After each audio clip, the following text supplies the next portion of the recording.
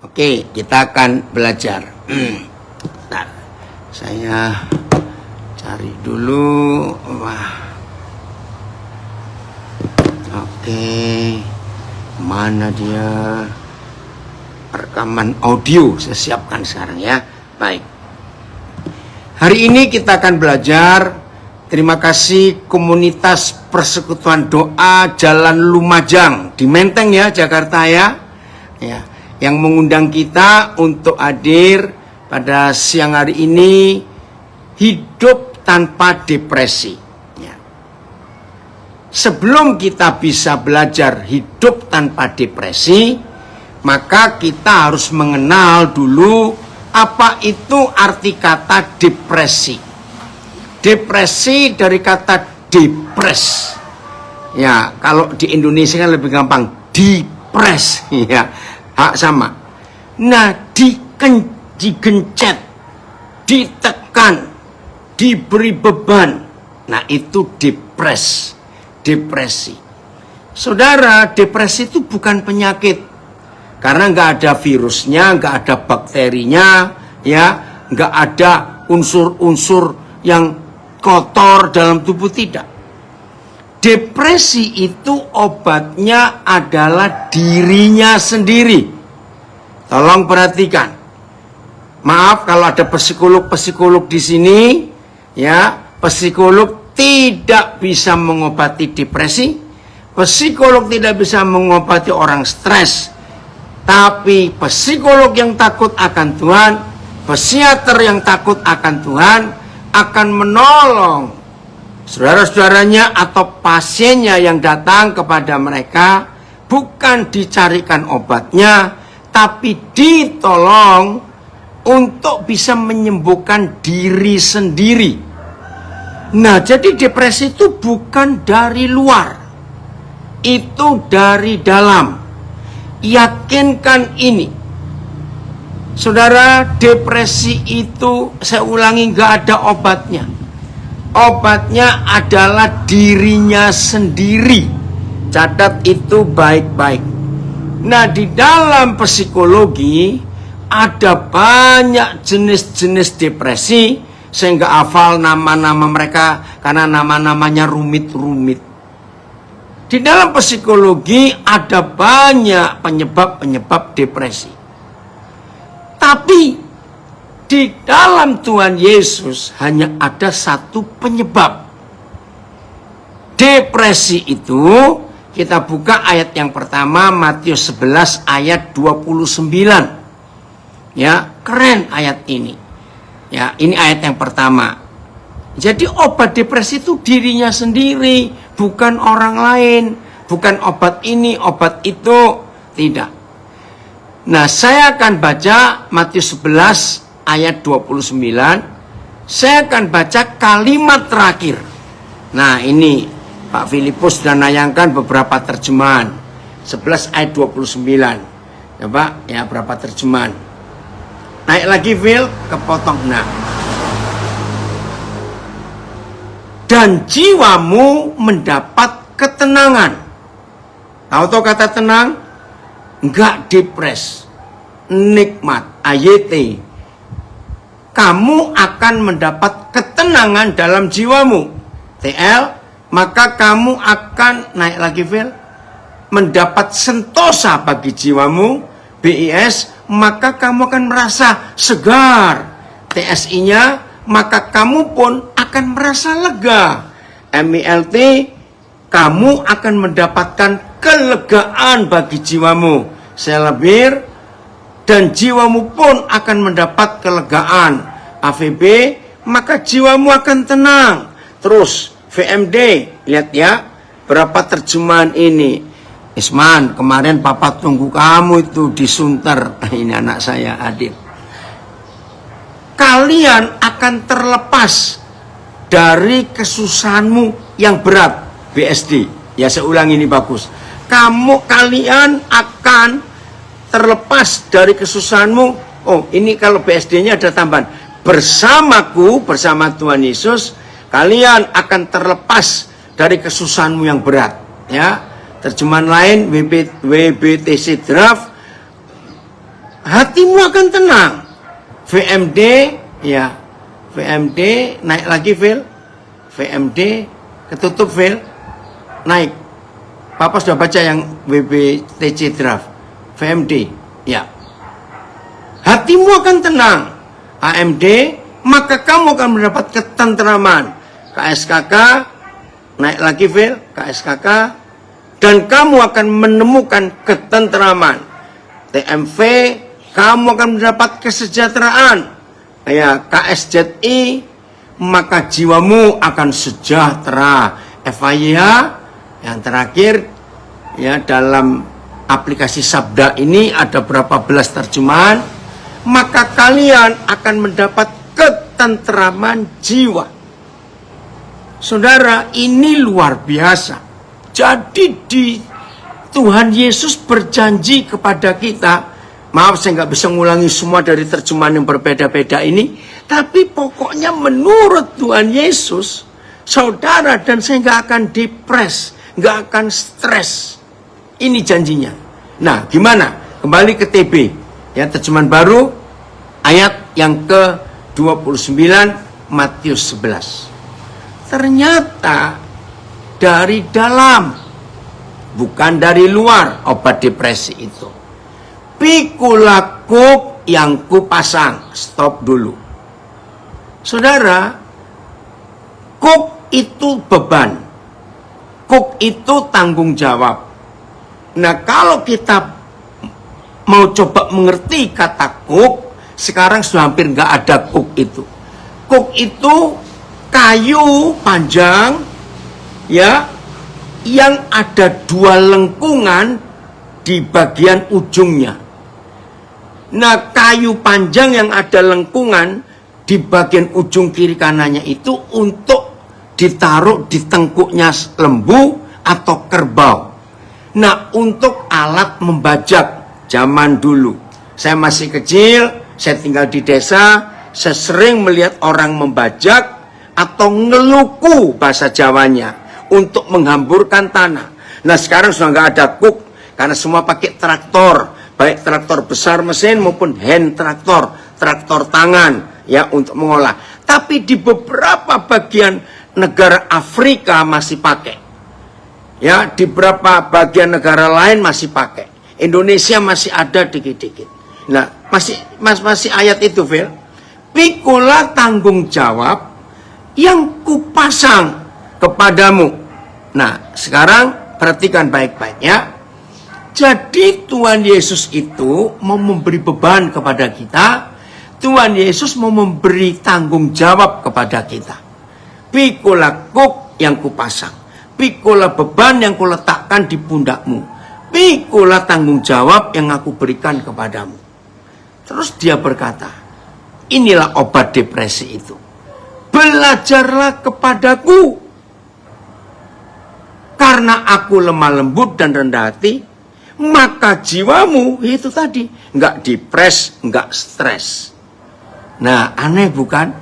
Diberi pikulan, diberi beban di tengkuknya, loh, kok malah tidak stres? Coba lihat ayat 28. Ayat ini terkenal, semua kita sudah hafal. Ya, ayat 28 Matius 11. Marilah kepadaku semua yang letih, lesu, dan berbeban berat. Aku akan memberi kelegaan kepadamu. Nah, ini enggak stres. Saudara, kita akan gabung, ya, ayat 28 dan 29. Coba lihat. Ayat 28 jelas Tuhan Yesus itu mengundang semua yang depresi. Tuhan Yesus mengundang semua yang stres. Tuhan Yesus mengundang semua yang alami tekanan hidup, beban hidup. Marilah kepadaku, kata Tuhan Yesus. Kenapa? Dia bilang, aku akan beri kamu kelegaan. Saudara, jelas bukan? Tuhan Yesus mau angkat semua beban kita. Saya ulangi lagi. Marilah kepadaku semua yang letih lesu dan berbeban berat. Sebelum saya lanjutkan, tolong ya, maaf. Saya ingin yakinkan semua kita. yang belajar kebenaran hari ini, yaitu temanya belajar hidup tanpa depresi. Setelah saudara mendengar firman ini dan saudara mengalami dan menikmatinya, saya jamin mulai hari ini setelah kita belajar ini, termasuk ngikuti nanti rekamannya, ada YouTube-nya, ada Facebook-nya, ada Instagram-nya, ada audionya, ada Zoom-nya. Setelah semua ngikuti, dijamin saudara akan menjadi psikolog psikiater yang sangat mudah untuk menolong rekan saudara, teman yang sedang depresi. Percayalah itu. Nanti saya akan tunjukkan ayat-ayatnya. Saya tidak akan pakai buku yang lain selain Alkitab. Karena di Alkitab ini saudara, teori psikologinya sangat hebat. Saya akan buktikan nanti kepada saudara. Jadi ingat ya, setelah kita belajar ini, saudara pasti dijamin bisa menolong orang lain yang mengalami depresi. Tanpa obat, tanpa macam-macam. Maaf para psikolog, psikiater jangan tersinggung kalau saya katakan ini ya, jangan, maaf ya. Saya ulangi. Ayat 28 Matius 11. Tuhan Yesus mengundang yang letih lesu dan berbeban berat. Artinya Tuhan Yesus angkat beban yang membuat kita hidup berat, membuat kita depresi. Karena kata letih lesu itu stres, itu depresi. Tuhan Yesus memberi kelegaan karena tekanan hidup kita diangkat. Tapi gurau ini guyon. Setelah beban di pundak kita diangkat, pundak kita kosong. Ya, ngapain di ayat 29? Dia beri beban lain. Pikul lakuk yang kupasang. Lihat ini, lihat. Wah, enggak. Dia enggak guyon. Lalu ayat 30. Begini kata Tuhan Yesus, sebab beban yang kupasang itu, saya pakai istilah Jawa, enak tenahan, maaf ya. Saya ulangi, ayat 30 Matius 11, sebab beban tanggung jawab yang kupasang itu enak. Dan bebanku pun ringan. Wah, ini luar biasa. Saudara, ini janji. Nah, saya sebagai hamba Tuhan, saya menggunakan 3 ayat ini untuk meyakinkan saudara-saudara saya yang seprofesi, yaitu yang menjadi pelayan Tuhan, menjadi hamba Tuhan, menjadi gembala, menjadi pengajar, menjadi penginjil, pengkhotbah, pokoknya melayani. Saya bilang kepada mereka, ingat, kalau saudara berkata, aku melayani Tuhan, tapi saudara stres, itu pasti salah.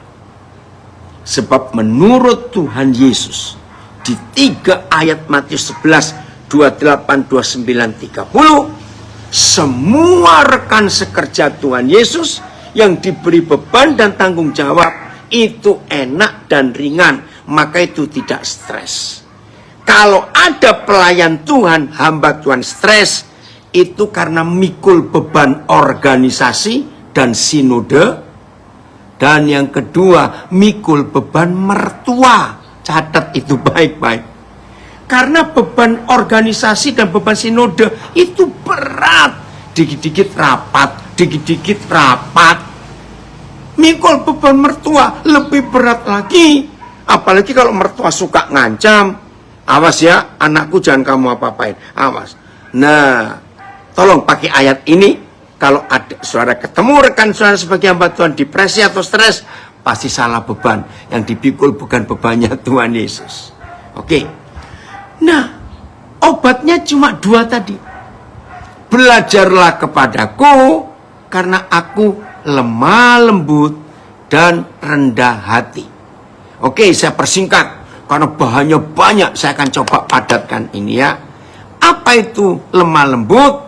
Lemah lembut itu air. Kalau bahasa kerennya fleksibel, itu lemah lembut. Lentur bahasa Indonesianya. Orang yang seperti air, orang yang lentur, orang yang fleksibel, nggak akan stres, nggak akan depresi. Catat ini. Jadi kalau ada orang depresi, karena dia kaku ya. Oh, sinyalnya kurang bagus. Kalau gitu saya akan ganti pakai data saja. Maaf ya. Oke, saya akan ganti pakai data. Coba dites sekarang bagaimana? Yang di Zoom mulai baik kalau saya. Yang di Zoom jelas ya?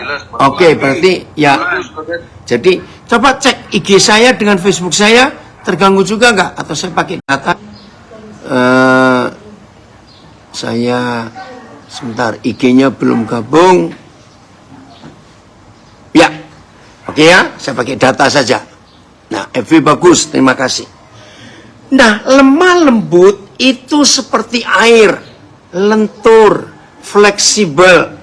Lihat air saudara, terima kasih Sumya Ok ya. Lihat saudara, air itu satu-satunya benda. Nggak bilang benda cair, pokoknya benda. Air itu satu-satunya benda yang nggak bisa depresi. Bukan nggak pernah depresi, beda loh. Kalau nggak pernah depresi berarti pernah. Tapi air itu benda yang nggak pernah depresi, nggak pernah stres. Loh kenapa? Karena dia air. Dimasukkan ember, ya berbentuk ember. Dimasukkan gelas, ya jadi seperti gelas. Dimasukkan botol, ya jadi seperti botol. Dibuang ke tanah, ke lantai, ya sudah dia ikut aja. Itu air. Tapi ketika orang itu nggak jadi air, maka air itu membeku jadi es. Nah ini dia, itu orang depresi. Siapa bisa motong air? Orang nganggur pun tidak ada. Ya, oh Budi, anak saya dari Metro ikut gabung. Bud, kalau gitu kamu gabung aja ke Facebook atau Instagram atau di YouTube, ya. Nah, aman ya, oke. Jadi air itu nggak pernah depresi, air itu nggak bisa stres karena ngikuti keadaan. Ya, tapi benda yang sama bisa stres dan depresi ketika dia jadi es. Catat. Maka itu ketika air nggak bisa dipotong, apalagi digores. Tapi ketika benda yang sama itu membeku, maka dia akan mudah dipotong dan mudah digores. Betul? Dengan kuku saja digores begini, sudah tergores. Nah itu air. Maka itu Tuhan Yesus berkata, belajarlah kepadaku, karena aku ini lemah lembut. Keren sekali. Saya menemukan dua pribadi di Alkitab yang betul-betul lemah lembut, lentur, fleksibel, air. Satu, Yusuf. Saudara bayangkan ya, dari situasi paling mewah, paling nyaman, anak kesayangan Yakub dibedakan dengan 11 saudara yang lain, buat dia oke. Tiba-tiba keadaan berubah 180 derajat. Dari anak kesayangan masuk sumur. Yusuf nggak depresi, malah dia main air di situ. Wah, ini ada yang ngomong sifat anomali air. Saya mau baca ya, ini profesor dari Surabaya yang nulis. Sifat anomali air, kalau membeku dia membengkak. Biasanya kalau kita bekukan es di kulkas, sekali waktu tempatnya bisa pecah karena tergencet es yang membengkak. Nah itu dia, itu orang stres. Makasih Pak Prof. Ya, oke. Nah Yusuf itu air, Yusuf itu lemah lembut, Yusuf itu fleksibel. Dari sumur Ruben punya belas kasihan, diangkat dari sumur, dipindahkan posisinya bukan ke tempat yang enak, lebih nggak enak, jadi budak, dibeli oleh Potifar.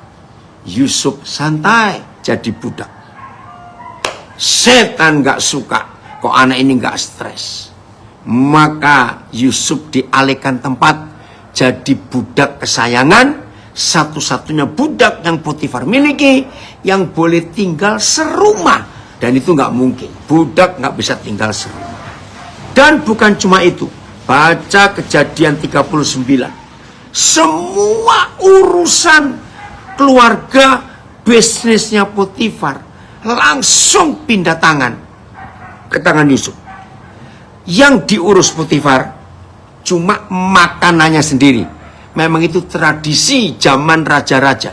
Raja-raja harus punya juru makanan yang selalu apa-apa yang belum dimakan raja harus dimakan dulu oleh juru makanan, supaya kalau ada racun yang mati bukan rajanya tapi juru makanan ini. Nah, maka itu Potifar tidak mau ngurus makanannya diurus orang lain, diurus sendiri. Jadi 99,99% seluruh bisnis urusan keluarga Potifar di tangan Yusuf. Setan jengkel lagi, anak ini kok nggak jatuh dalam dosa. Ya, Yusuf itu air, nggak sombong, nggak lupa diri. Hei setan, pakai cara lain. Tante Po, tahu Tante Po? Kan Potifar saya nyapo, maaf saya orang Tionghoa. Tante Po cari gara-gara. Akhirnya Yusuf masuk penjara dan tahanan politik. Baca nanti ayat 19 Kejadian 39. Di tempat tahanan para raja, Yusuf dihukum. Keren saudara. Divonis umur hidup tanpa diadili dan tidak punya hak untuk membela. Harusnya Yusuf itu nggak cuma dipres tapi gila. Maaf ya, saya akan ngomong soal Yusuf. Mungkin kalau saya Yusuf, saya berkata, Tuhan, kalau tahu saya hidup taat, hidup kudus, tidak mau berzina, ternyata hasilnya saya menderita seperti ini. Lebih baik saya berzina saja. Maaf ya, maaf. Tapi Yusuf gak stres. Di penjara dia nikmati.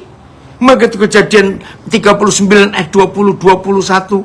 Yusuf dapat favor di hadapan Tuhan. Sehingga dia menjadi kesayangan kepala penjara. Wih, luar biasa. Lihat itu ayat 20. Lalu Yusuf ditangkap oleh tuannya, dimasukkan ke dalam penjara, tempat tahanan-tahanan raja dikurung. Demikian Yusuf dipenjarakan di sana. Ayat 21. Lihat ini favornya Tuhan buat Yusuf. Karena dia air, lentur, nggak stres, nggak depresi. Tetapi Yahweh menyertai Yusuf dan melimpahkan kasih setianya kepadanya. Dan membuat Yusuf kesayangan bagi kepala penjara itu. Ini luar biasa. Yang seharusnya dia itu gila. Kenapa saya pernah berkata gila? Lihat Mazmur 105. Ayo cepat. Maka itu masih stres hari-hari ini. Ya, ayo kita belajar. Tunggu dulu ya. Nanti saya tunjukkan ayat-ayat yang lain. Betapa hebatnya firman Tuhan ini. Ayat 17. 105 ayat 17, 18. Papa, terima kasih Papa. Kami nggak mau stres mulai hari ini. Ya. 105:17. Diutusnya lah nyanya Tuhan huruf besar. Jadi bukan kakak-kakaknya yang menyuruh dia ke Mesir. Yahweh Tuhan yang mengutusnya. Diutusnya lah seorang mendahului mereka, Yusuf, yang dijual menjadi budak Ayub. Mereka, pemerintah Mesir, mengimpit kakinya dengan belenggu, bukan dengan karetnya, dan lehernya masuk ke dalam besi. Saudara bayangkan, harusnya dia itu gila. Karena nggak salah. Ini fitnah kejam. Terus Kejadian 41 ayat 14. Bagaimana modelnya penjara Yusuf? Maka itu ayo kita jangan depresi, jangan stres. Hidup ini enak, hidup itu indah. Saya sering berkata kepada banyak orang, selama bakso masih enak, jangan pengen mati tahu. Amin kan semuanya. Serius. Ngapain hidup ini nyaman? Kemudian Firaun menyuruh memanggil Yusuf. Segeralah ia dikeluarkan dari tutupan. Bahasa Inggrisnya pakai dua kata. Pit, P-I-T, atau dungeon, lubang bawah tanah. Nah, Mesir itu punya 4 macam penjara. Penjara, seperti kita tahu, 4 dinding, ya, dan narapidana bisa bebas dalamnya. 2 sel. Itu sebuah ruangan sempit. Ketiga baru tutupan, ruang bawah tanah. Keempat itu buangan. Ya, dan Musa kena yang keempat. Siapa yang sering pelayanan penjara dan pernah ke Nusa Kambangan, saudara pasti akan tahu, paling ujung dari pulau Nusa Kambangan ada penjara yang terakhir. Itu namanya Permisan. Nah, Permisan itu dari bahasa Belanda. Karena yang bangun Nusa Kambangan itu Belanda. Permisan itu bahasa Belandanya vermis. Vermis itu hilang. Nah, jadi Belanda untuk membuat orang-orang jahat ini yang tetap ingin lari dari penjara. Saudara kalau pernah ke sana, saya bolak-balik ke Nusa Kambangan, istri saya pun pernah ikut, jadi saya tahu. Itu langsung Laut Selatan. Jadi kalau ada narapidana lari, hilang. Kena Laut Selatan, apalagi orang Jawa punya kepercayaan, ada penunggunya itu Nyi Roro Kidul. Nah, itu Permisan. Nah, Belanda pakai cara ini. Jadi Yusuf itu dipenjara di sumur, dan napinya berdiri, tidak ada cahaya karena ditutup. Dan setelah kita baca Mazmur 105, Yusuf nggak gila itu sudah luar biasa, saudara. Jadi napinya itu berdiri, sudah berdiri, kakinya dirantai, lehernya dirantai. Maaf, tidur berdiri, kencing berak berdiri. Saya bisa bayangkan kaki Yusuf itu pasti kena kutu air itu. Nggak bisa bayangkan, saudara. Tapi Yusuf nggak stres, nggak depresi. Tuhan membebaskan dia. Manusia kedua, pribadi kedua yang lentur di Alkitab, ini perjanjian baru. Maria. Maria itu lentur. Maria itu lemah lembut. Dibengkokkan oke, ditekuk oke, dilipat oke, diluruskan oke. Nggak masalah. Maka itu, walaupun zaman itu ada banyak gadis, tapi kenapa Papa langsung nunjuk Maria? Sebab Maria itu lemah lembut. Disuruh apa saja ya. Jadi begini ya, ciri orang lemah lembut selalu berkata, ya Tuhan, jadilah kehendakmu. Maka itu setelah Gabriel menjelaskan kepada Maria bagaimana dia nanti hamil, mengandung. Lihat itu Lukas 1:38, nggak usah dibuka ya. Jawab Maria setelah mendengar penjelasan dia bisa hamil. Jadilah padaku seperti yang kau katakan, karena aku ini adalah hamba Yahweh. Itu orang nggak bisa stres. Kalau selalu berkata jadilah kehendakmu, nggak ngotot pada kehendaknya sendiri. Keren ya. Itu Maria. Maka itu kalau kita belajar Lukas 1:38, Maria itu artinya nurut, taat. Maka itu kalau ada perempuan berani pakai nama Maria, tapi ndablek keras kepala, ganti jadi Mario namamu, karena kamu nggak nurut. Saudara, ini keren sekali, Maria itu. Nah, saya tuh satu kali pernah mikir gini, apa yang terjadi dengan Gabriel? Kalau Yahweh Tuhan yang menyuruh dia untuk mencari seorang gadis yang mau Tuhan titipkan dirinya jadi manusia di kandungannya, tapi nggak ngomong gini, Gabriel, mulai besok kamu turun ke dunia, cari gadis yang mau menikah, yang mau hamil sebelum menikah, tanpa nunjuk Nazaret dan Maria. Ayo kita bicara pakai akal, pakai pikiran anak-anak. Kira-kira Gabriel perlu 2 tahun cukup? Hari ini turun dari surga, keliling, ya, hei gadis, siapa mau hamil sebelum nikah? Nggak ada. Apalagi zaman itu. Besok, sore-sore pulang ke surga. Besok turun lagi, cari kampung lain, cari kota lain. Saudara bisa bayangkan. Tapi mengapa langsung Maria Gabriel Nazaret? Karena di hati Maria ada sikap lemah lembut. Maka itu walaupun Maria hamil, Maria nggak stres. Maaf ya, Roh Kudus pernah membawa saya. Kalau saya jadi Maria, saya taat. Tapi saya punya syarat. Syaratnya begini, saya ngomong kepada Papa di surga. Tuhan, Tuhan yang nyuruh saya hamil. Saya siap hamil. Tapi syarat saya pertama, tolong beritahu calon suami saya Yusuf. Karena gini loh saudara, maaf ya, sini kalau ngomong apa adanya. Segoblok-gobloknya cowok goblok.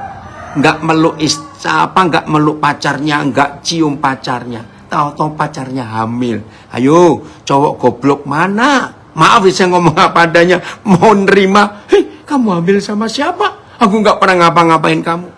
Itu nomor 1. Nomor 2, saya minta, Tuhan, saya siap hamil. Tapi tolong, perut saya jangan dibuat besar supaya orang nggak tahu. Nah, itu kalau saya nggak tahu kalau saudara. Tapi Maria ini lemah lembut. Selalu berkata, ya. Keren sekali. Nah, kita lanjut. Pelajaran kedua, rendah hati. Ternyata cuma 2 soal ini membuat kita tidak akan depresi, nggak akan buat kita stres. Cuma 2 pelajaran. Kalau saya pakai pil, minumlah tablet ini. Sehari mau 10 kali, 100 kali, tidak masalah. Sebelum makan, sesudah makan, tidak masalah. Pagi-pagi bangun, langsung periksa hati. Ada ketaatan nggak? Ada penurutan nggak? Ada kata iya nggak? Apa itu rendah hati? Rendah hati itu tidak memaksakan kehendak. Saudara coba bayangkan. Yesus dari surga. Kumpul 12 murid dari dunia. Ayo, dalam hitungan apa saja. Yang stres harusnya Tuhan Yesus. Betul ya? Karena hidupnya di surga sebagai Tuhan. Tato kumpul 12. Apalagi yang 3 bengkok itu. Petrus, Yudas, Thomas. Maka itu saya menemukan. Kalau tidak ada Matius 11 ayat 29. Percayalah. 4 Injil akan banyak ayat tertulis begini. Maka jengkellah Yesus dengan Petrus. Maka tersinggunglah dia dengan Yudas. Maka marahlah dia dengan Thomas. Pasti di 4 Injil akan banyak ayat seperti itu. Karena ngadepin 12 orang yang dari dunia.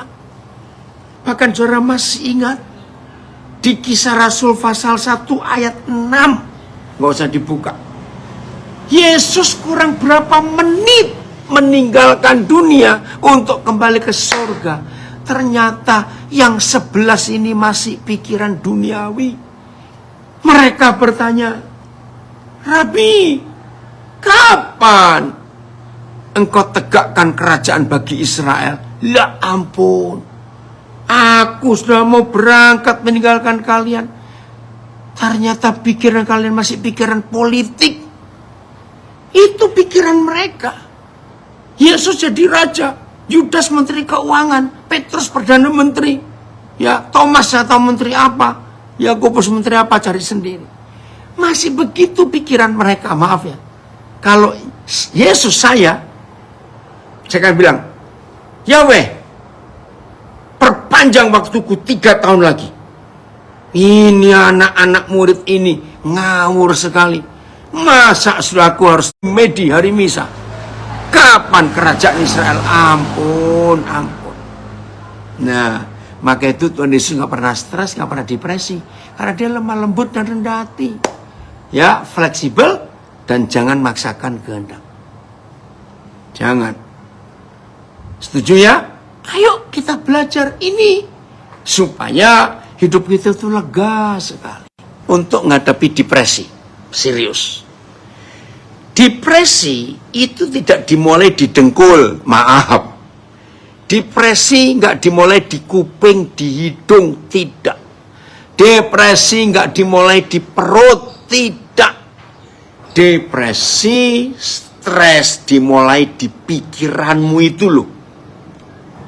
Lagi sering pikiran. Maaf ya, jangan tersinggung ya. Tapi saya minta saudara jawab ya. Ya bisa nulis. Yang Zoom, Instagram, Facebook, yang Zoom langsung ngomong boleh. Maaf, ini saya minta saudara jawab jujur, tapi jangan marah.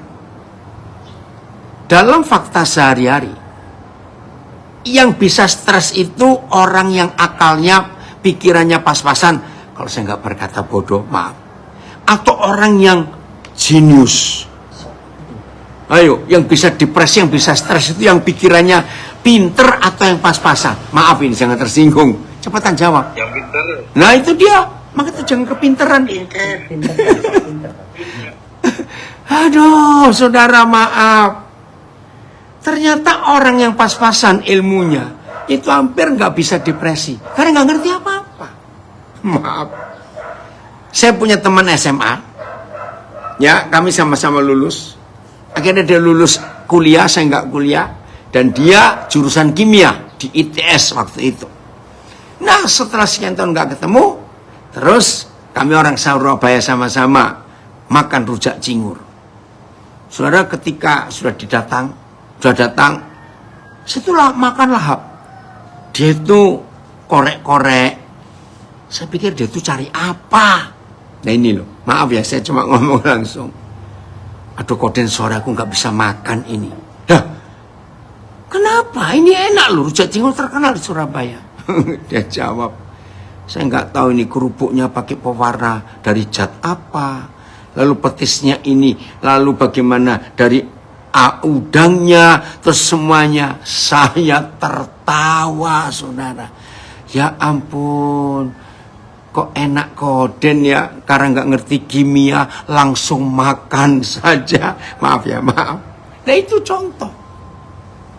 Ternyata orang yang makin banyak tahu, tapi tidak diimbangi dengan pengenalan pada kebenaran. Catat, orang yang banyak tahu, itulah pintar, pandai. Tapi nggak diimbangi dengan firman Tuhan, nggak diimbangi dengan kebenaran. Akan muncul dua hal. Satu, dia sombong, merendahkan yang nggak belajar. Yang kedua, dia stres dan depres. Karena banyak tahu, makin takut dia. Maka itu 1 Korintus 1 berkata, yang dianggap bodoh oleh dunia, itulah yang dipilih Tuhan. Keren ya, 1 Korintus 1 nanti baca sendiri, karena nggak ada waktu.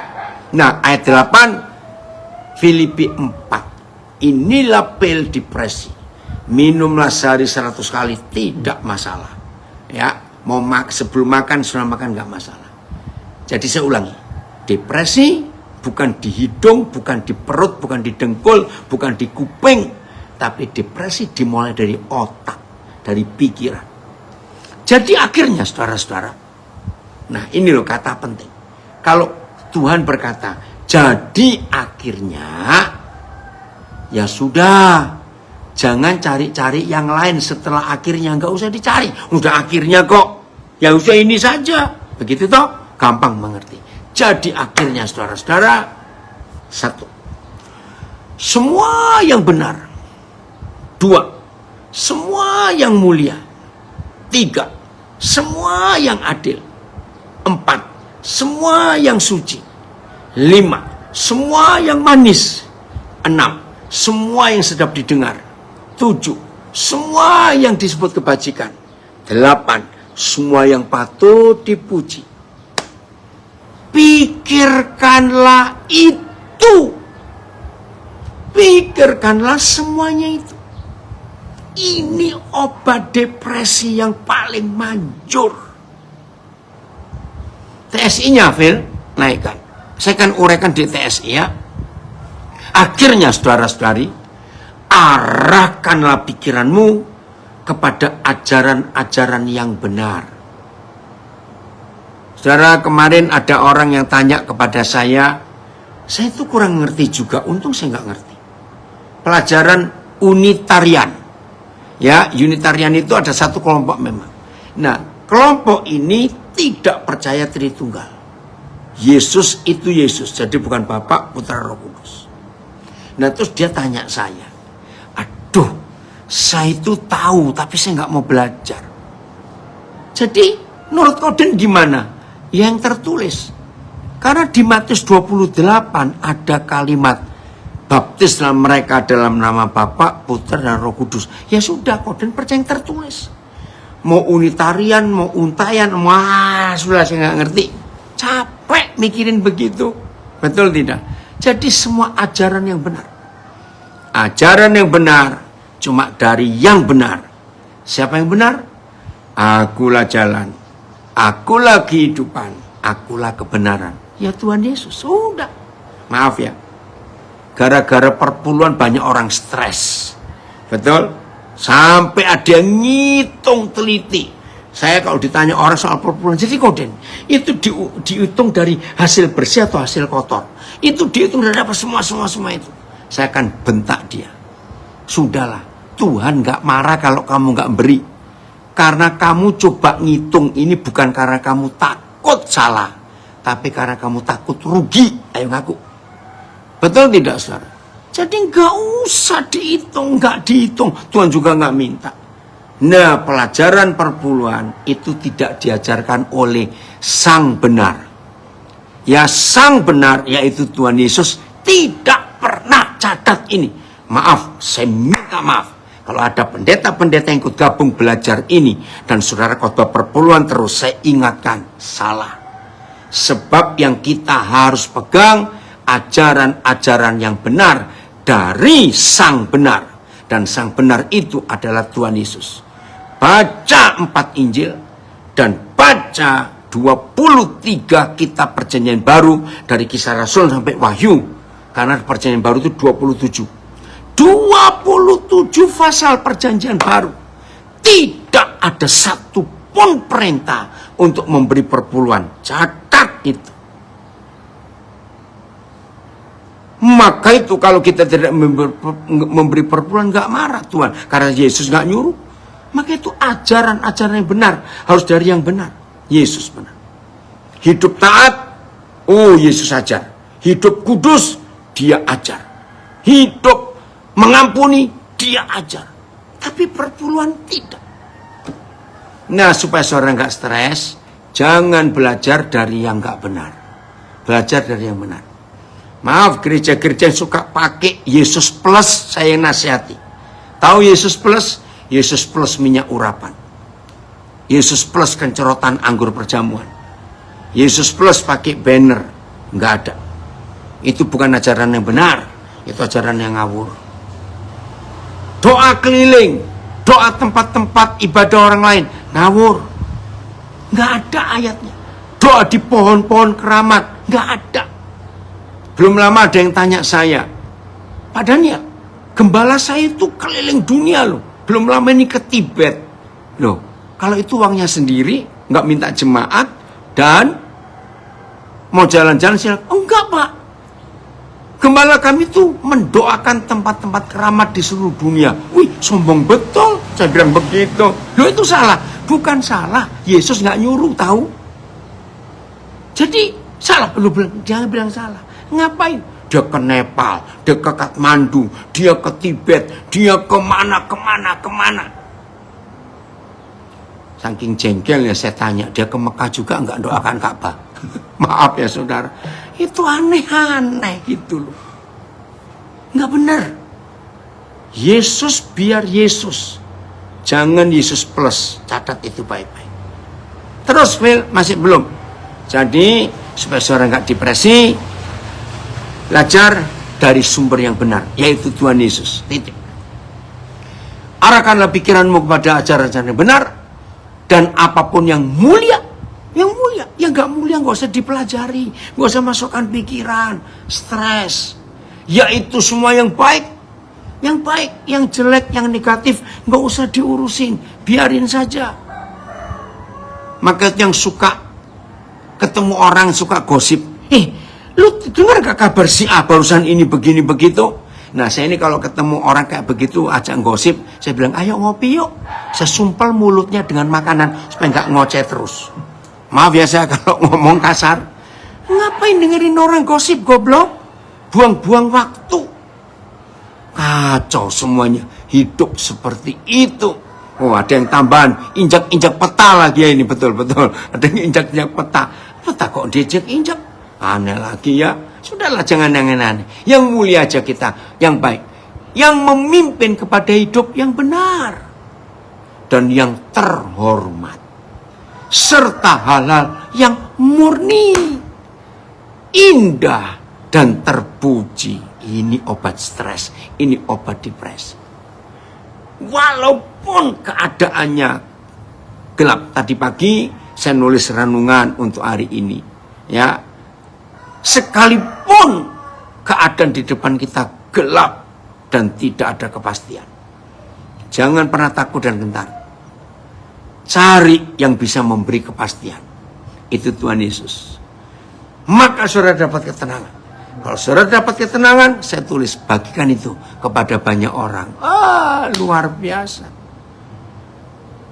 Izinkan saya ngomongnya. Yang kenal saya boleh ditanya. Kami suami istri ini hampir nggak pernah punya masalah. Bukan sombong.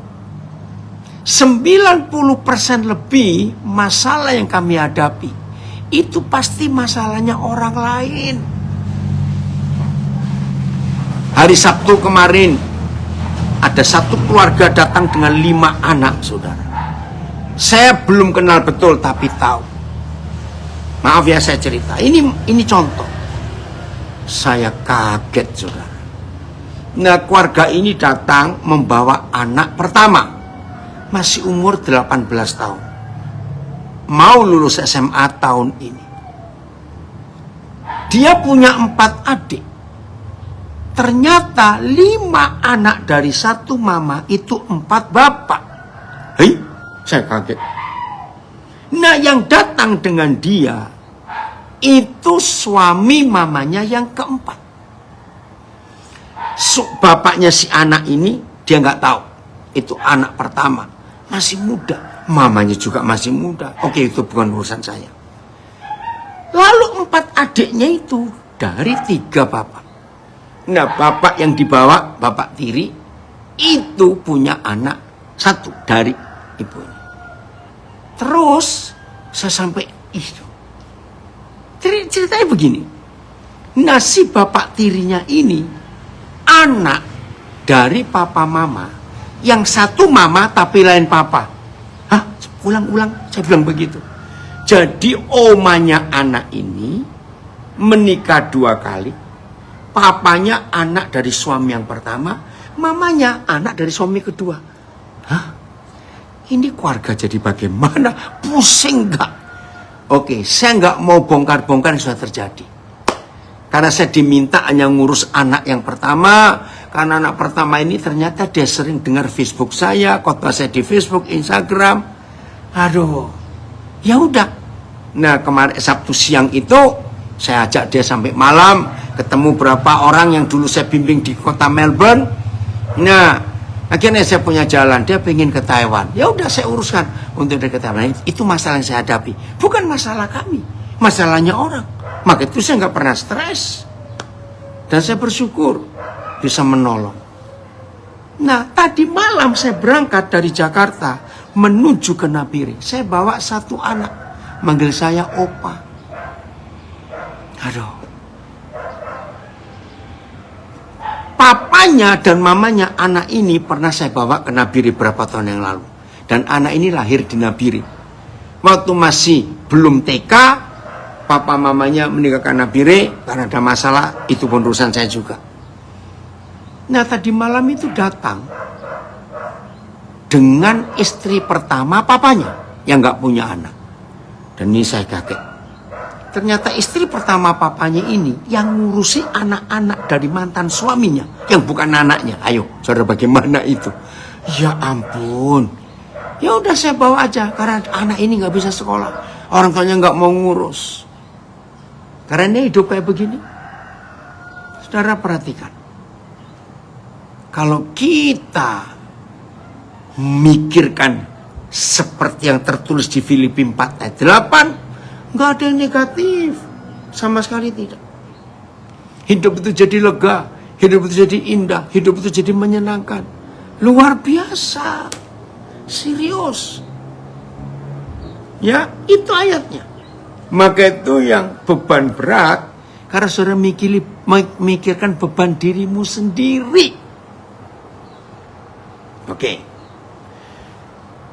Benih depresi. Ya, catat. Benih depresi. Kalau COVID kita tahu virusnya. Corona. COVID-19. Nah, kalau cari benih depresi, itu sombong. Ternyata orang sombong, orang angkuh itu lebih gampang depresi daripada orang yang rendah hati. Loh kenapa? Karena orang sombong itu tidak ingin diketahui kalau dia salah di depan orang. Karena dia nggak ingin diketahui orang, gimana kalimatnya? Supaya orang nggak bisa mencari dia kesalahan dia, maka dia berjaga terus hidupnya. Ngomongnya di-hati-hati, semua dipikirin. Nanti orang lihat aku gimana? Ini orang sombong. Nah, biasanya muncul kalimat yang sehari-hari kita pakai. Aduh, nanti orang ngomong apa ya? Nanti orang ngomong apa? Saudara, saya beri contoh kecil. Ini Indonesia ini. Kalau negara barat sudah nggak ada. Maka itu kalau negara barat lihat kita ada orang Indonesia menikah, mereka heran. Wih, kamu ini orang kaya semua. Nah ini maaf ya. Di Indonesia ini banyak orang depresi. Yang seharusnya senang-senang setelah menikah. Tapi lihat banyak pengantin baru loyo, depres, stres. Karena apa? Mikir bayar utang pesta. Ayo, kalau ada yang pernah begitu, ya goblokmu sendiri. Biasanya 90 sekian persen penyebab pengantin gak bahagia setelah pernikahan karena kata orang. Contoh, sesama teman orang tua itu pasti ngomong, nanti kalau anakmu menikah pesta di mana? Nggak pakai itu? Hah? Anakmu menikah nggak pesta? Lah nanti orang ngomong apa? Nah itu dia. Sama si pengantin yang goblok juga. Waduh, maunya yang wah. Nah, saya mau beritahu ya pengantin yang mau menikah, berbahagialah saudara kalau dengar saya ngomong duluan ini. Ayo, sehebat-hebatnya saudara punya duit dan sehebat-hebatnya saudara bisa mengundang teman-teman, tolong jawab jujur. Tetap akan ada yang kelewatan atau tidak? Cepat, mana ini? Ayo jawab. Tetap ada yang kelewatan nggak, yang nggak ada yang nggak keundang? Ayo cepetan. Mana? Belum nulis yang Facebook, Instagram. Ayo, cepat. Zoom. Mana jawabannya? Tetap pasti. Ada, pasti. Ini dari Bogor, ada. Nah, ada. Coba ya. Ayo, jujur. Jujur ini loh, mulut kita ini. Yang nggak diundang, pasti akan ngomong, oh, kamu milih-milih ya. Betul? Nah ini, adik saya juga komen. Tetap ada. Kamu milih-milih ya. Tapi pengantin bilang, enggak, betul enggak, aduh maaf, sumpah 7 turunan, entah berapa ratus turunan, aku enggak mikir itu, lupa.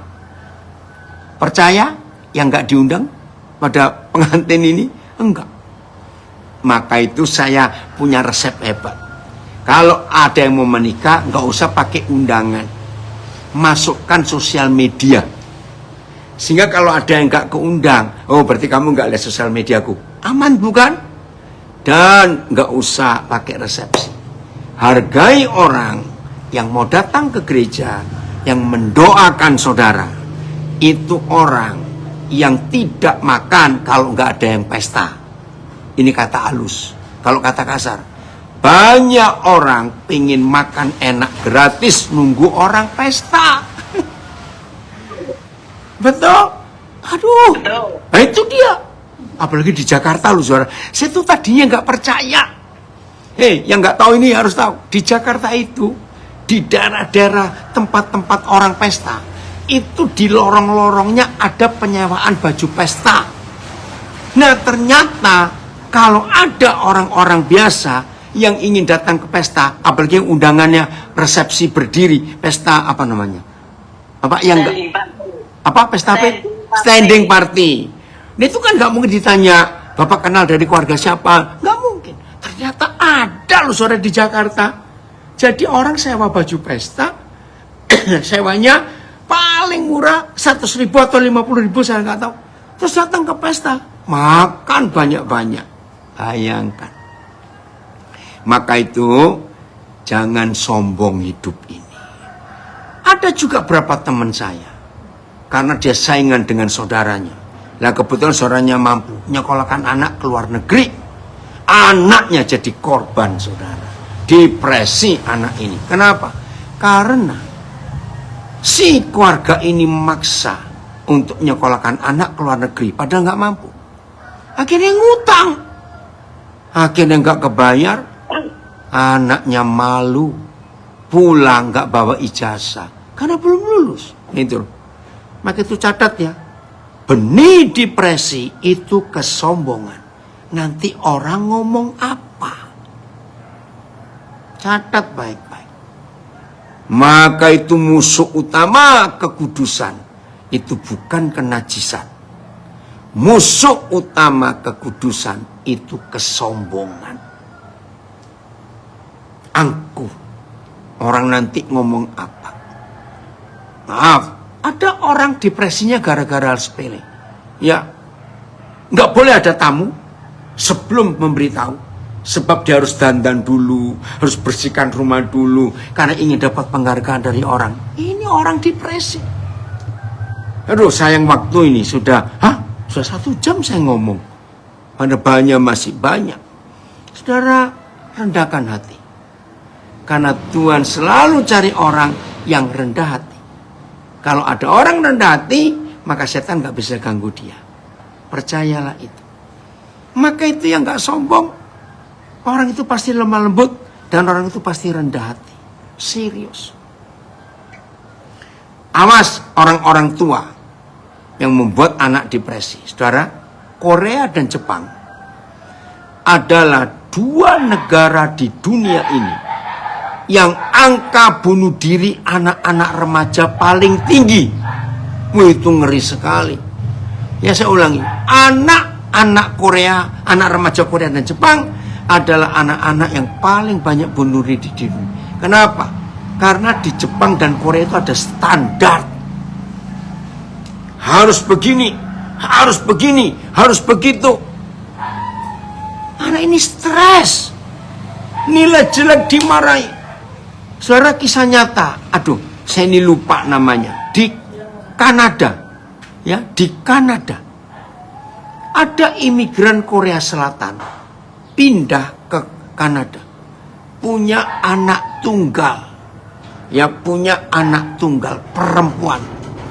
Dalam kisah ini, anak perempuan ini membunuh orang tuanya, dua-dua, karena anak ini ditekan.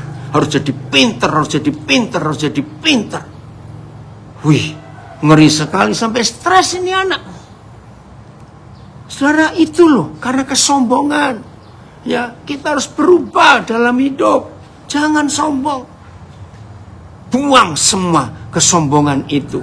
Karena itu kebencian Tuhan. Maka dalam kitab Yakobus pasal 4, satu-satunya yang ditentang bukan cuma dimusuhi, ditentang oleh Tuhan, orang congkak.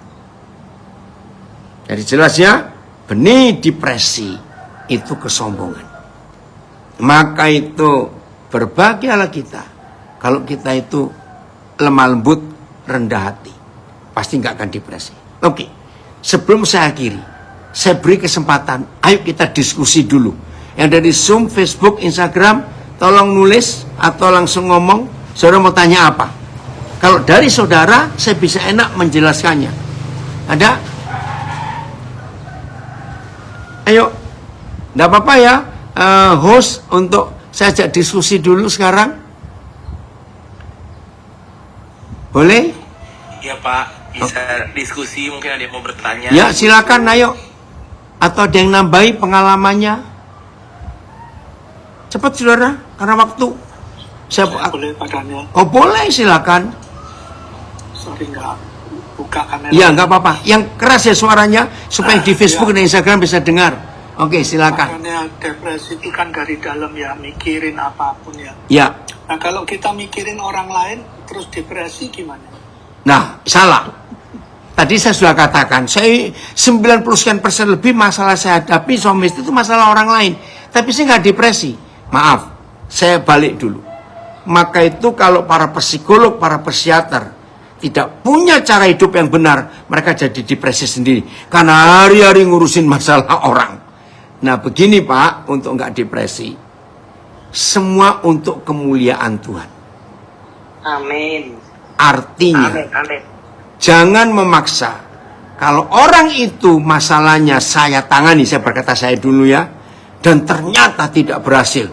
Aduh, malu saya kayak apa nanti? Nanti orang ngomong apa? Jadi depresi. Tapi kalau Tuhan pakai kita untuk menolong orang, nggak perlu depresi. Pakai ayat ini Pak, Galatia 6 ayat 1. Galatia 6 ayat 1, kita lihat. Nah ini anak saya dari Palu ini komen, ya. Betul, ini 90% lebih masalah itu bukan masalah papi dan mami, tapi masalah orang lain. Belajar banyak dari papi bagaimana meresponi masalah dengan belajar tenang. Teringat saat COVID lalu, ketika papi menerima kabar bahwa para guru di Nabire yang oleh bupati setempat menguruskan guru-guru untuk di rapid test sebelum mengajar, dan itu memerlukan biaya yang cukup mahal. Hebat Yohana, masih ingat kamu? Ya, wih betul saudara, waktu itu kami perlu alat tes itu, alat swab itu cukup mahal, dan itu memerlukan biaya yang cukup mahal. Posisi papi saat itu berada di Jakarta, mendengar kabar itu papi tenang-tenang saja tuh. Lalu tiba-tiba salah satu anak papi menghubungi papi, memberitahukan kalau dia punya alat tes itu. Luar biasa, puji Tuhan. Itu semua karena ketaatan papi dan hidup papi penuh dengan mujizat Tuhan. Makasih nak untuk ngomong itu. Lihat ini, Galatia 6 ayat 1. Saudara-saudara, kalaupun seorang kedapatan melakukan pelanggaran, suatu pelanggaran, nah jadi kan kita nolong orang, maka kamu yang rohani harus memimpin orang itu ke jalan yang benar dalam roh. Kata ini muncul lagi, roh apa? Lemah lembut. Lemah lembut. Maka itu nggak depresi kalau rohnya lemah lembut, tapi sambil menjaga dirimu sendiri supaya kamu juga jangan kena pencobaan yang sama. Jadi kalau kita melayani pelacur, jangan ikut melacur. Kalau kita melayani orang narkoba, jangan ikut kena narkoba. Itu kasarannya begitu. Jadi yang tanya tadi saya nggak tahu siapa namanya, pakai kuasa Roh Kudus. Oke, yang lain silakan. Siapa Pak, lagi? sorry Pak, Oh. Daniel. Itu Ya. berlaku juga buat suami istri ya Pak ya. Karena suami kan harus menyayangi istri. Ya, Ya. ya. Nah kalau istrinya yang melakukan sesuatu sehingga suaminya mikirin sampai depresi, itu gimana Pak? Ya, berarti suaminya nggak percaya Tuhan yang sanggup menyelesaikan masalah keluarganya. Kan Tuhan itu jalan keluar. Bisa. Nah, carikan komunitas yang bisa menolong yang punya masalah. Ya. Nah, biasanya kalau masalah suami istri seperti ini itu sudah salah dari awal menikah. Ada memang. Ya, ada istri-istri yang nggak bisa tunduk pada suami. Ya, suami harus periksa diri juga. Kenapa? Itu. Ya. Ya, makasih. Ya. Makasih. Ayo yang lain cepat. 2 orang lagi. Saya mau tanya Pak. Ya, silakan. Saya dari Pekanbaru nih mau tanya. Tadi kan dengar kalimat Bapak yang katanya dosa yang lebih dibanding dosa itu adalah dosa kesombongan melebihi daripada sebenarnya dosa kenajisan. Ya mau saya tanya jelas itu, bisakah dijelaskan lebih ke detail kenapa lebih besar dosa kesombongan dibanding dengan dosa kenajisan? Oh, salah. Yang saya katakan tadi, sumber depresi itu kesombongan. Bukan kenajisan. Ini masalah depresi. Jadi bukan lebih, itu tidak. Ya. Kalau najis itu dosa juga. Tapi saya bicara benih depresi itu kesombongan. Ya. Ada orang berkata, "Lu kamu kok jelek?" Nah, sudah stres dia. Karena dia sombong. Begitu. Nah, itu Bu ya, jadi bukan beda, tapi sumber depresi itu kesombongan. Itu dia. Nah, justru pasti dosa di hadapan Tuhan. Ya. Oh, ada yang tanya dari Lampung.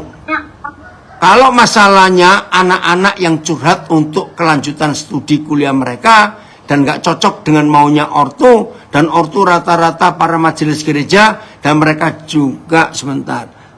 juga pakai ayat Alkitab.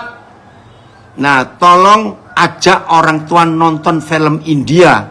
Judulnya Three Idiots. Itu kisah nyata di India, saudara. Ada seorang rektor terkenal. Bahkan rektor ini adalah pemilik perguruan tinggi yang terkenal. Nah, dia paksa anak lakinya untuk melanjutkan kepemimpinan di kampusnya. Padahal anaknya ini seniman, seorang artis, penyanyi, penari, semuanya. Akhir dari film itu, anak ini mati bunuh diri karena stres. Jadi tolong ya, yang tanya dari Lampung, jangan jahat orang tua. Ya, saya punya teman di Surabaya, hidup sampai hari ini. Nah, dia itu dokter spesialis mata, lulusan Heidelberg, spesialis mata. Waktu dia kuliah, saya bimbing dia. Berapa tahun kemudian, saya tahu dia sudah lulus. Saya ke Surabaya cari, karena dari teman-temannya saya dengar, dia ternyata tidak praktek dokter mata, tapi buka toko bahan bangunan. Kan kaget, saya datangi, karena saya kenal baik. Loh, kamu ini spesialis mata lulusan Jerman, kok sekarang buka toko besi? Jawabannya enteng. Loh, yang pengen jadi dokter mata papaku kok. Ya setelah aku lulus ijazah tak kasih dia, aku buka ke pasienku ini. Bayangkan. Itu ya. Yang lain cepat, ada yang tanya? Ya, Ibu Devita silakan. Saya Pak nanya. Ya. Jadi ya mungkin seperti yang Pak bilang, kesalahan awal menikah. Ini dari mulai baru menikah sampai sekarang itu masuk generasi sandwich. Karena kalau saya bilang bukan sandwich lagi, Pak, ayam geprek. Karena waktu kami awal menikah masih nyekolah kan adik-adiknya. Situ setelah adik-adiknya menikah, ternyata semakin ke depan masih ngurus adiknya yang sudah beranak pinak sampai sekarang. Nah, terus saya waktu masih pertama-tama saya sudah bisa mengurangi rasa tertekan itu ya. Ya kalau ada dikasih, kalau enggak usah dikasih ya. Terus tapi kok semakin lama, ini kan kita udah tua, saya udah bilang kita ini sudah tua, nggak bisa begitu. Oke, Ibu, supaya cepat ya. Ibu ya Baru Sinaga, begini, Baru Sinaga, karena suaranya putus-putus nggak jelas. Begini, carikan dalam keluarga besar seseorang yang disegani oleh suami.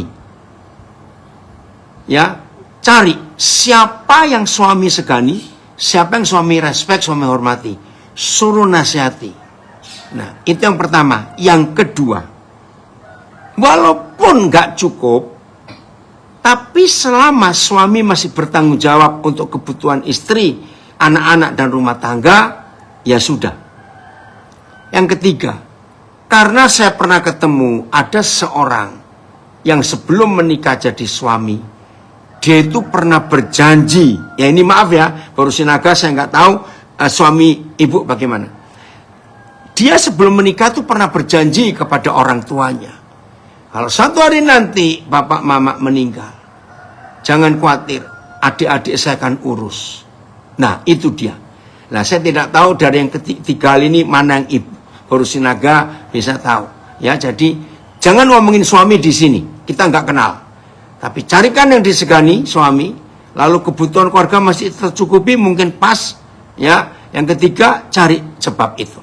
Begitu ya. Nah, kelihatannya maka itu ya semua saudara. Ini bukan cuma untuk Baru Sinaga yang tanya dari Medan, tapi semua kita harus punya komunitas. Kalau suami punya komunitas, pasti akan berubah. Begitu komunitas itu penting sekali. Seperti yang ngundang kita hari ini komunitas PD Lumajang. Gitu. Yes. Ada komunitas. Coba Ibu cari komunitas.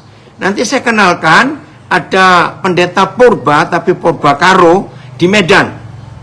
Ya, nanti saya akan kenalkan. Oke, lanjut. Yang lain? Kodan. Ya. Tanya. Farida mau tanya, Farida dulu deh. Iya.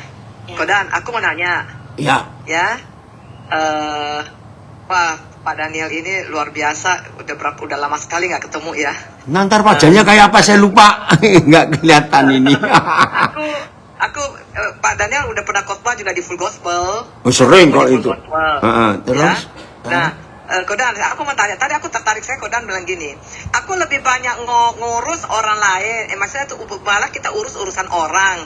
Tapi justru kita suami istri tuh nggak pernah punya masalah, begitu kan? Kira-kira gitu ya tadi ngomongnya. Hampir, bukan nggak pernah. Hampir nggak pernah ada masalah. Itu rahasianya, Kodan. Ya. Soalnya di sini kan ya ada kan ibu-ibu, hampir sebagian besar banyak ibu-ibu nih. Ya. Nah, kadang-kadang kan di dalam keluarga pasti punya tantangan lah. Oke. Mungkin Kodan bisa kasih Ya. rahasianya apa gitu. Ya. Ya, thank you. Kami suami istri punya perjanjian. Satu, tidak boleh menuntut. Ya, tidak boleh menuntut. Ada yang kurang pun kami senyum. Nah, kalau Kedua belah pihak ya, Kodan ya? iya, dua-dua. Kedua belah pihak. Iya, itu luar biasa. Ya, nggak boleh saya menuntut. Kalau sampai ingin dikerjakan sendiri, ya kerjakan. Kalau nggak bisa, nggak usah marah. Yang kedua, kami ambil prinsip Roma 15 ayat 7. Saling menerima kelebihan kekurangan. Nah, ini resep kami, Farida. Itu dia. Luar biasa ya. Jadi yang pertama, jangan menuntut. Iya, jangan nuntut. Contoh gini ya. Jangan menuntut. Ya, rumah kok berantakan. Nah, ya kalau kamu nggak bisa lihat berantakan, ya kerjakan sendiri. Iya, good idea tuh. Bener. Itu toh. Bener. Istri-istri kalau dituntut suami masak harus ganti tiap hari. Mulai besok suami suruh belanja masak sendiri supaya nggak ribut di rumah. Betul gitu ya. Daripada ribut. Suami dong ya. Belajar dari Kodan ya. Iya. Jangan menuntut. Betul Iya, itu. jangan setuju. menuntut. Oke, saling melengkapi. Roma berapa tadi, Kodan? Kenapa Roma 15 ayat 7? Roma 15 ayat 7. Heeh. Yoel, catat itu Yoel untuk di-share ke ibu-ibu Yoel ya. Oke, siapa? Ayo Tanti nanya. Pak Daniel, Iya. pertanyaannya gini, apakah benar minder inferiority Ya, itu tersimpan kesombongan? jelas sekali, 100%. Nah, di dalam istilah ilmu jiwa ada klimaks dan anti klimaks. Klimaks dan anti klimaks ini kekuatannya sama. Sombong itu klimaks.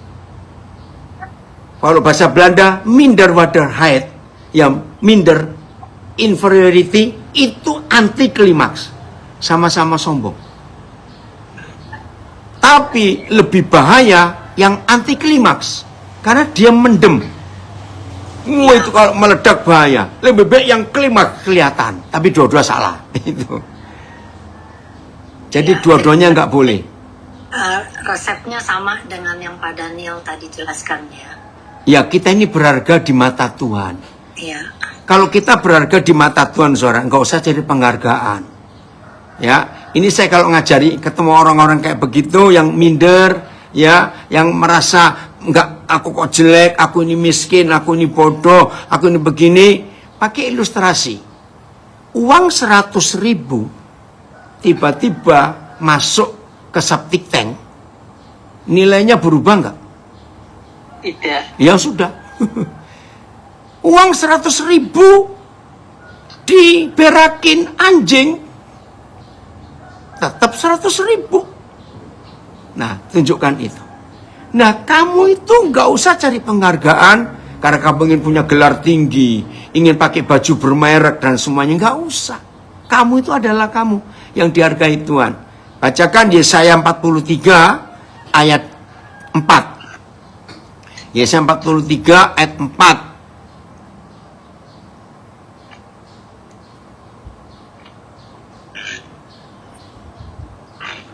Iya, Oscar, papa lagi di Nabire, di Bethlehem. Ini anak saya dari Timi katanya. Ini lihat ini, saudara. Oleh karena, sebut namanya ya, ayo sebut kita, nama kita.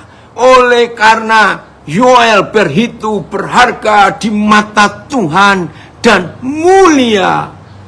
Dan Tuhan mengasihi Yoel berhitu. Lihat, ganti nama kita. Jadi itu ya Bu Tanti, kita ini berharga. Angkat orang-orang seperti itu, angkat orang-orang seperti itu, pasti akan sukacita. Oke. Nah, sebentar saya akan baca di Instagram saya ada pertanyaan mana tadi. Gimana hadapi mertua, mama mertua yang ikut campur terus dan menghasut suami? Nah, saudara, seperti tadi Ibu Rusinaga, seperti siapa tadi yang pertama bertanya, konseling pranikah itu penting, saudara. Jadi sebelum menikah harus diberitahu. Kalau ini pertanyaannya, berarti ini suami anak mama. Saya kalau konseling pranikah, ya, yang kenakan itu. Adit, ya. Kalau saya kena konseling pranikah dan ketahuan calon suami ini anak mama, saya batalkan pernikahan. Sebab anak mama, tahu ya kata anak mama ya, itu cocoknya menikah dengan mamanya sendiri. Catat itu. Maka itu anak mama, istrinya yang menderita. Karena diatur terus. Bacakan, buka Kejadian 2 ayat 24. Ngeri loh, kalau anak mama dikawinkan itu ngeri, saudara. Apalagi mertuanya ini kaya, galak, habis dah. Ya, bacakan ayat ini ya sebelum pernikahan.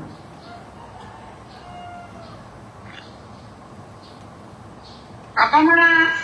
Nah, sebab itu seorang laki-laki akan meninggalkan ayahnya dan ibunya. Nah, laki-laki perhatikan, harus keluar dari rumah. Jangan bawa istrimu tinggal di taman mertua indah. Awas kamu. Harus punya rumah sendiri. Ini dari Timika ada tanya. Kalau begitu kontrapun nggak apa-apa. Nggak apa-apa. Asal jangan laki-laki mengajak istri tinggal di rumah orang tuamu. Salah besar. Dan ayat ini unik.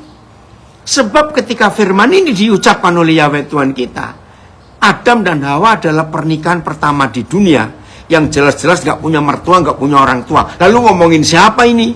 Nah, untuk kita sekarang, ya, dan bersatu dengan istrinya sehingga keduanya menjadi satu daging. Jadi yang bertanya tadi, nak, sudah salah dari awal. Kalau begitu, istrinya harus dikuatkan. Maaf ya, saya ini kalau ngomong apa adanya, saya gak suka munafik. Tunggu mertuanya meninggal, baru aman. Dah, gitu saja. Karena kalau diurus lagi nggak akan selesai-selesai ini. Ya, sampaikan itu. Suruh sabar si istri itu. Ya, oke? Lanjut, tadi yang mau tanya siapa lagi? Satu dapur tidak bisa dua koki, catat. Setuju ya? Satu dapur nggak bisa dua koki. Nggak masak-masak itu nanti. Maka itu mama mertua nggak boleh serumah dengan mantu perempuan. Tidak boleh. Dicatat ribuan tahun yang lalu. Ada lagi?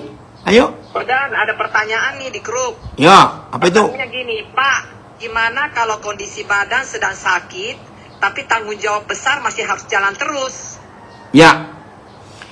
Maka itu punya komunitas itu penting sekali. Ayo komunitas kita istilahnya keroyokan. Ya, untuk saling menolong.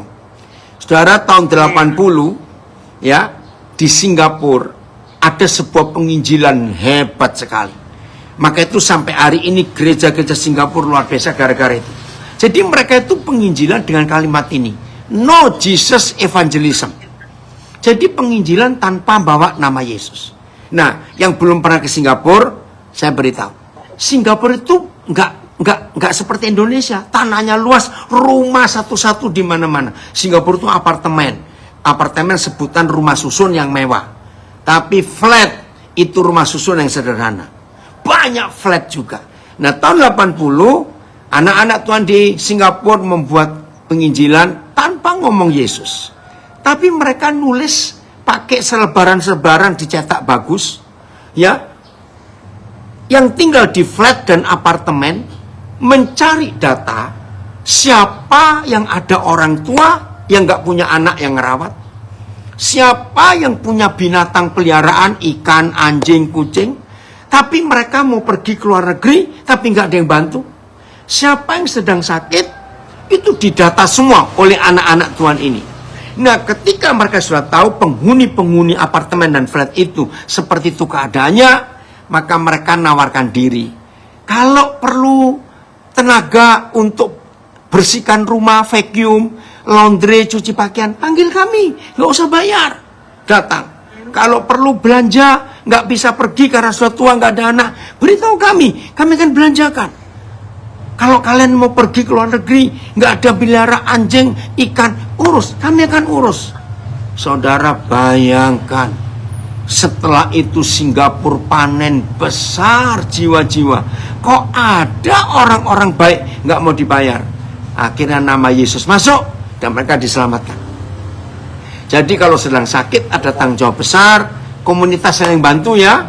Oke, lanjut. Ada lagi cukup? Yes, amin.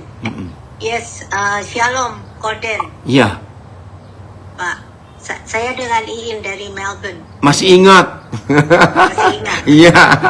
Biasanya lupa. Enggak. Dapat salam dari suami, dari Jack Wax. Salam Oh iya. buat Koden. Puji Tuhan. Koden, pertanyaan saya begini. Kita semua tidak mau stres atau depresi.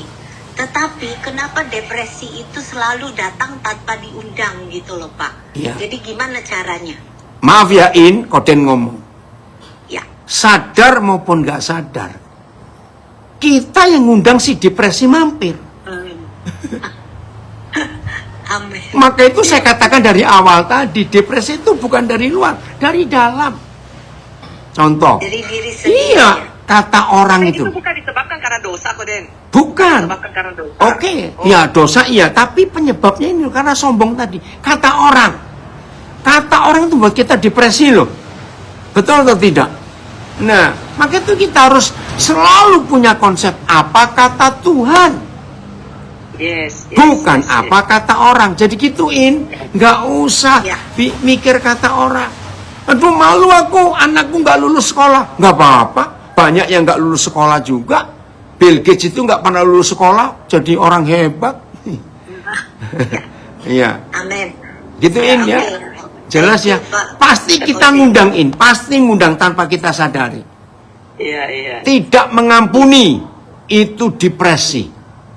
Dendam itu, depresi berat loh. Ya toh, jengkel itu pintu masuk stres. Kuatir, Marah-marah. marah, kuatir itu masuk. Koden, bagaimana cara buangnya itu, Koden? Koden Nah. pada nongol kayak Iin bilang. Buangnya Tuhan Yesus tempat sampah yang paling bagus. Wow, amin. Ngomong aja ke Amin. Iya, ngomong aja Tuhan begini, Tuhan begitu. Aduh, luar biasa. Bacakan Filipi pasal 4. Tadi Ya, Filipi 4, ayo lihat. Ya, ini. Filipi 4 ayat Ya, 4. mulai ayat yang kelima, ya ayat 4 mulai. Ini dari Bandung ada tambahan. Senyum saja, betul, senyumi saja. Koden, Ya, tapi kan depresi juga akibat dari dosa, Koden. lah iya dosanya karena sombong tadi itu kan dosa. Berzina itu bisa buat depresi loh. Judi bisa buat depresi. Ya, alkohol bisa buat depresi. Memang. Gitu. Benar. Ya, oke ya. Saya cepat baca ya. Filipi 4 mulai ayat 4. Bersukacitalah senantiasa dalam Yahweh. Sekali lagi kukatakan bersukacitalah. Ini obat depresi yang luar biasa. Kalau saudara selalu bersukacita, nggak akan depresi. Maaf, Yes. orang gila itu nggak pernah depresi. Ya. Maaf, ya. Hendaklah kebaikanmu diketahui semua orang, bukan kesombonganmu. Kebaikan itu dari hati Tuhan. Tuhan sudah dekat. Ayat 6. Amin. Nah ini dia. Amin. Janganlah hendaknya kita khawatir tentang apapun juga. Khawatir itu pintu depresi.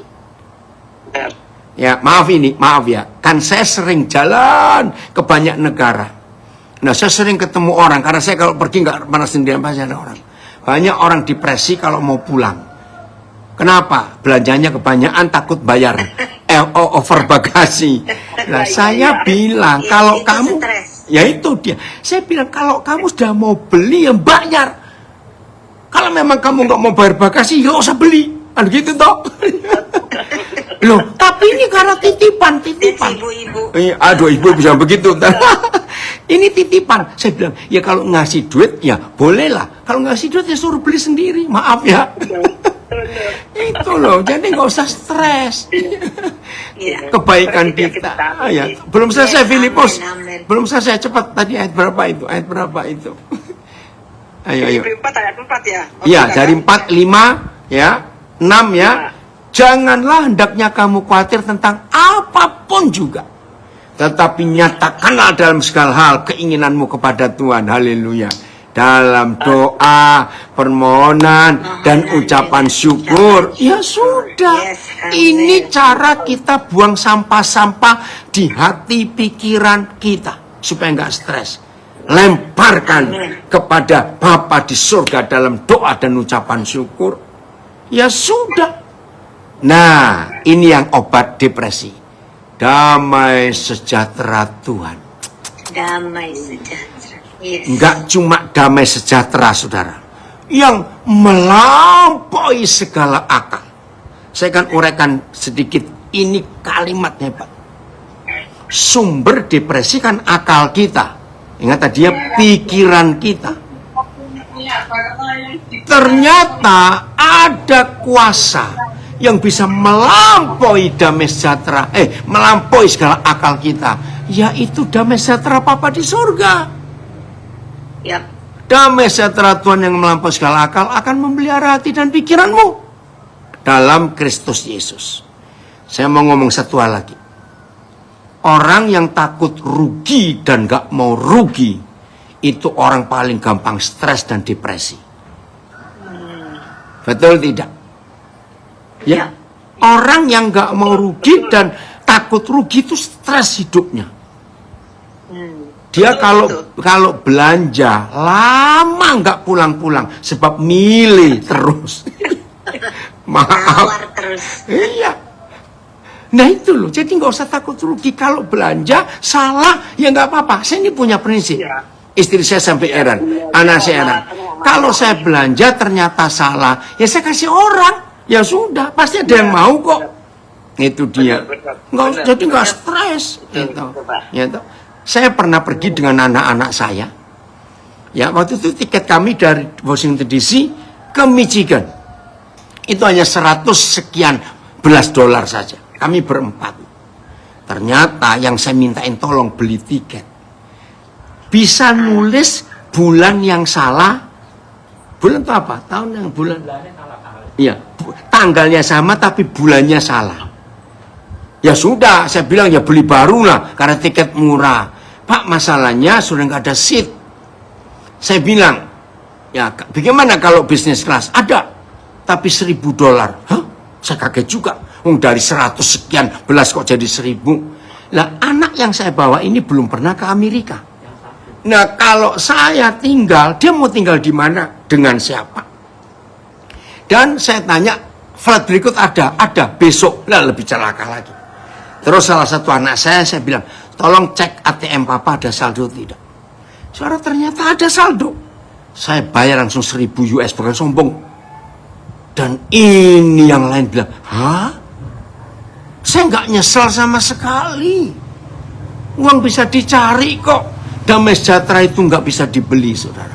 Nah, itu cara saya. Oke? Jadi, jangan takut rugi. Jangan takut, takut dirugikan. Nggak apa-apa.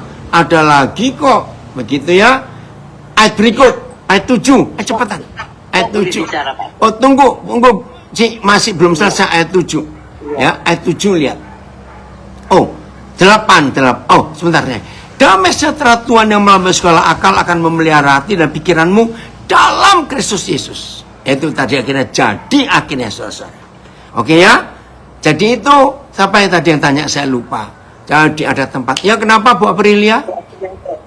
Pak Daniel, saya kan merasa bahwa Tuhan Yesus itu kehidupannya ada di dalam Pak Daniel. Nah, saya tuh berbeban supaya teman-teman saya juga bisa mendengarkan firman dari Pak Daniel langsung, apakah Pak Daniel nanti jam 9 bisa bawa firman di rumah saya, Pak? Jam berapa? Karena 9 pagi itu saya ada baptisan. Pak Daniel mau jam berapa? Loh, nanti kita telepon sendiri ya, Cik Aprilia. Iya. Ya, jangan di sini. Oke. Oke. Sudah saya kembalikan kepada host. Bagaimana host? Yoel? Ya Pak Daniel, kita foto dulu ya. Oh, mau foto Iya, dulu. Pak. Kita foto dulu ya. Ya. Sebelum Ya. Mungkin banyak teman-teman di sini yang bukan PD Lumajang tapi join di acara ini. Ayo, atau Indra juga nanti kalau ada pertanyaan Indra ya. Ini Indra Koden Ya. dari Amerika. Oh. Sudah toh Koden yang bawa firman. Wah, langsung dia bilang yes. Dari kota mana Indra? Dari kota mana?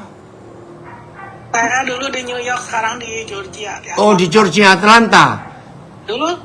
Dulu saya lagi 40 tahun lalu ya, 80 tahun 80-an Koden suka ngisi kan di Bandung, PMK. Ketuaan Mahasiswa. PMK.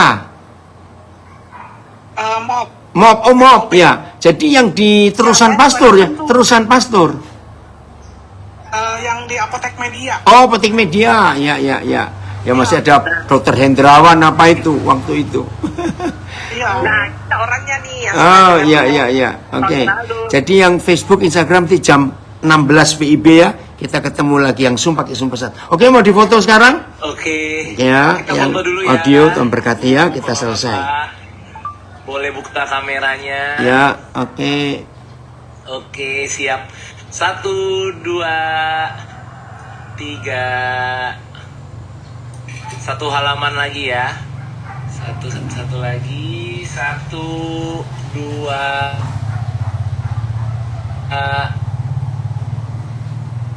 Oke, thank you Bapak-bapak, Ibu-ibu. Terima Pak Daniel kasih. boleh doa Ya. mendoakan kita Pak Daniel. Ya, ayo.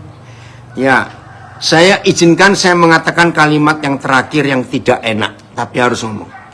Orang depresi itu menghina Tuhan. Catat. Wow. Murid Yesus yang bisa depresi itu melempar tai ke wajah Yesus. Bertobat, saudara. Kenapa saya katakan ini? Karena orang depresi itu nggak percaya Tuhan, dia percaya dirinya sendiri. Iya. Dan dirinya yang sudah tahu nggak bisa apa-apa kok dipercayai. Lebih baik percaya kepada dia yang sanggup apa-apa. Maaf ya. Ayo, yang depresi bangkit hari ini. Nggak ada kata depresi. Nggak usah takut rugi, nggak usah takut miskin, nggak usah takut sakit, nggak usah takut mati, nggak usah takut apa-apa. Yes. Miskin itu indah, lebih sehat hidupnya daripada orang banyak uangnya. Karena orang miskin makanya nggak rakus. Betul nggak? Orang banyak uangnya bisa beli macam-macam, semua dimakan, itu penyakit. Jangan marah ya saya ngomong ini. Betul, Pak. Betul ya. Juga stres, Koden. Kenapa? Kalau nggak punya uang, yang tidak punya uang juga stres. Nah, salah. Nah, Farida, Koden akan buktikan ya. Ini pertanyaan bagus. Siapa lebih stres? Orang kaya atau orang pas-pasan? Orang kaya. Ya sudah. Ya sudah. Dua-duanya sih, Koden. Ya sudah. Bilang sih, dua-duanya. Enggak. Saya itu sering nggak punya uang loh, tapi nggak pernah stres. Tanya istri saya, tanya anak-anak saya, nggak pernah stres. Loh kok lain? Oh, sama-sama orang, suara masih bisa kentut, saya juga bisa kentut. Karena Pak Daniel anak Tuhan dicukupi Tuhan Yesus. Lelah, terus Bu Aprilia anaknya siapa? Itu juga ordo, Pak. Lah ya wes. Enggak, Bu Farida, saya bilang ya, kalau ada orang hidup nggak punya uang itu masalah, dia menghina Tuhan. Kok bisa? Matius 6:24. Tuhan kita ada dua, Yesus atau uang. Jadi kalau kita nggak punya uang itu nggak boleh stres. Nggak punya uang itu bagus supaya puasa itu sehat. Dan orang nggak punya uang nggak bisa keluyuran, di rumah saja ya sudah, enak toh. Ya sudah. Oke ya, ayo kita berdoa yuk. Yuk doa. Ya, Papa, Engkau sungguh baik. Tidak ada papa di dunia sebaik papa di surga. Begitu baiknya papa, sampai jumlah rambut di kepala kami, papa tahu jumlahnya. Dan untuk itu bukan karena papa nganggur ngitungi rambut kami, tapi itu untuk menunjukkan bahwa papa teliti. Bahkan papa berkata, satu helai rambut kami jatuh ke bumi, papa tahu. Hebat papa, hebat. Tapi ampunilah kami yang goblok-goblok ini, menghina papa habis-habisan. Ampuni kami. Hari ini kami bertobat. Kami tidak akan menghina Tuhan lagi sampai depresi, stres. Enggak papa. Papa baik, sangat baik.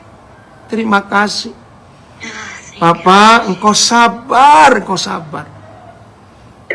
Kalau papa seperti kami, pasti stres menghadapi kami ini. Tapi papa nggak pernah stres menghadapi kami. Terima kasih papa, terima kasih.